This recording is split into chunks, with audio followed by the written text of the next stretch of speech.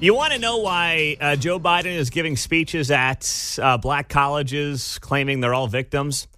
Well, because the tide is turning, and it's not just in the polling, it's in prominent celebrities. Yesterday, this came down from Amber Rose. Now, Amber Rose, if you're not maybe up to speed, is somebody who probably came up, gosh, she's probably been in the public light for, I got to say, about 20 years at this point, give or take. She's a rapper, a model. She was with Kanye for a couple of years. She was married to Wiz Khalifa. If you know any of his music, maybe John's like, who? Wiz what? Who's whizzing? Wiz where? We whiz? Anyway, married to Wiz Khalifa for a couple of years. So I wasn't sure you were speaking English for a minute. Oh, man. So she comes out yesterday and endorses Donald Trump. She posts a photo of herself with Donald and Melania Trump and writes Trump 2024 with 3 American flags next to her post on Instagram. And what's fascinating about this is somebody who back in 2016 said that if Donald Trump won, she'd leave the country. Think about that. She has done a full 180. She was one of those, if Trump wins, oh, man, I'm going to Canada. There were a bunch of them. I'm leaving the country and never coming back. Well, not only 8 years later is she still in America, she's now using her platform as an American to endorse Donald Trump. And, of course, the knives are out for Amber Rose. This is somebody who is still a fairly prominent figure in, once again, the black community. Rapper, relationships with some of the biggest rappers, in recent history. And she comes out, posts the photo with Donald Trump and says, Trump 2024. You stack that on top of also another rapper, Cardi B. Cardi B infamously did, speaking of, struggling with English at times, Cardi B did an interview with Joe Biden back in 2020. And between the two of them, if you could figure out 1 out of every 10 words, I'll be impressed. But anyway, not really the point. She did a big endorsement of Joe Biden back in 2020. Cardi B revealed in a recent interview that she does not plan to endorse Joe Biden. Now, she's not going to endorse Trump, but she's not endorsing Biden because she feels like people were betrayed. She cited layers of disappointment under Joe Biden, citing the high cost of living as a large part for why she's not going to endorse Joe Biden.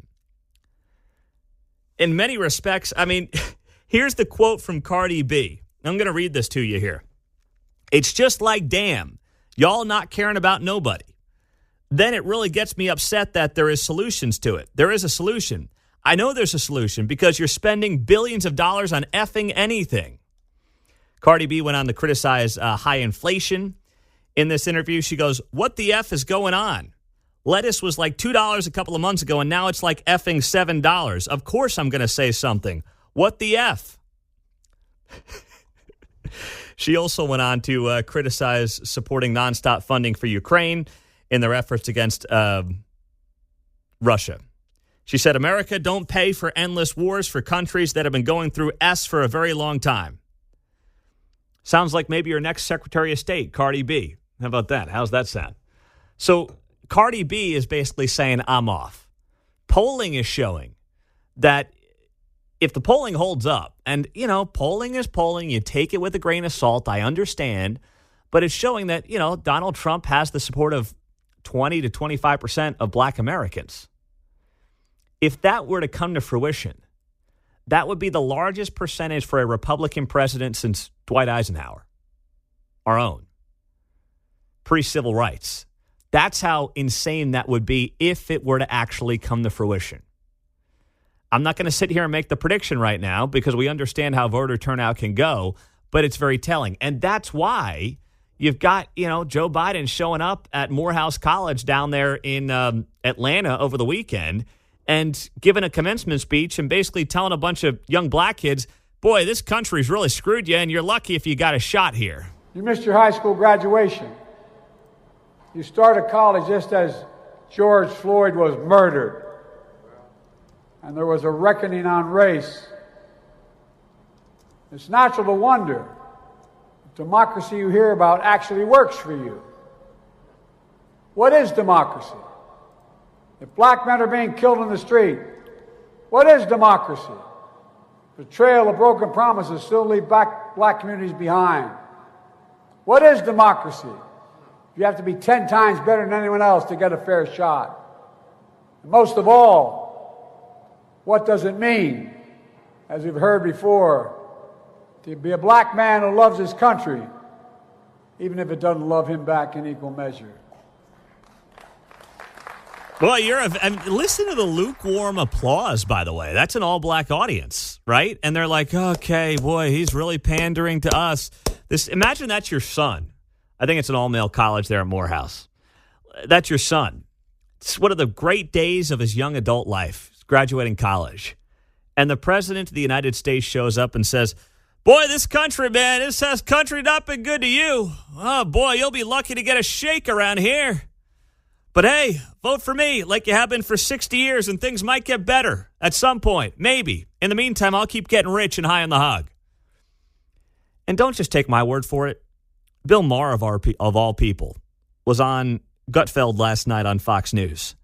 And listen to what Bill Maher said about Joe Biden's speech at Morehouse College over the weekend. Do you think there is a purpose to him being so stark and bleak?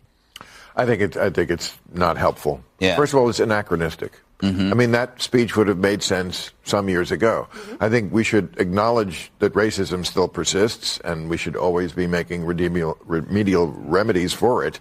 But we're not in the past. I always keep saying, let's live in the year we're living in. We're not living in the year where you have to be 10 times better to succeed if you're a person of color. And in some instances, it's an advantage. Yeah. In some places, it's not an advantage. But we're not living in that world that he's talking about. And I don't think that helps anybody. Yeah. It doesn't help anybody. And he's right. In many cases, it can be an advantage. I know companies that give you bonuses if they end up hiring people that, are not white. All right? I mean, that's just the world. That's the world we live in today. And that's just a reality. Mike in Kansas City. What's up, Mike? Go ahead. Yeah, I think Biden's speech was real groovy. Now let's get our love beats and load up the minibus and go to Woodstock. Thank you very much there, Mike. Appreciate it. Kevin in Overland Park. What's up, Kevin? Hey, I just thought it was you think about Morehouse College inviting him to do the speech there. It's like the Democrats have been leaving the African Americans high and dry for years, and yet they still invite him to the college to speak as a commencement. It's just crazy. Yeah, well, how much of that, and I just wonder, Kevin, I don't know what their motive was for inviting him, but, how much of that was just, hey, if the president's willing to come to your college, you invite him. But, why can't the guy just get up there and talk to them as fellow Americans? It came off like a political speech. There was so much pandering in that thing. And to tie it back, when Amber Rose is proudly posting on social media, she's behind Donald Trump, someone who is very big in the rap community based on her work and who she's been, with and married to in the past.